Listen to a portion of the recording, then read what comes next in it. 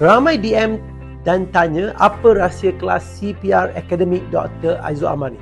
Sampai peserta datang balik, renew dan renew dan renew lagi. Kalau saya cakap sendiri, orang akan cakap saya shock sendiri. Tapi cuba anda tengok sendiri.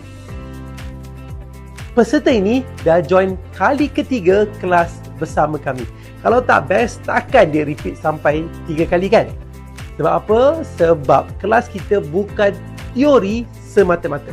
Semua peserta mesti buat praktikal, bukan duduk tengok je. Setiap orang akan dapat dummy little akil kalau mereka join kelas online. In-house atau face to face, semua ada hands on. Dan dia memang real.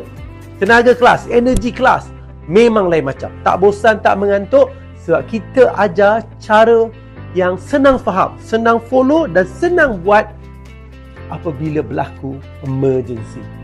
Ramai lepas kelas terus cakap best gila. Baru rasa confident nak buat CPR jika berlaku kecemasan. Sebab itu, ramai yang repeat, ramai renew, ramai siap ajak kawan, rakan, family semua join kelas bersama kami. Kalau mereka pun datang lagi, anda pula bila nak join kelas paling hands on, paling fun dekat Malaysia ini. Klik dekat bio, kita jumpa next batch.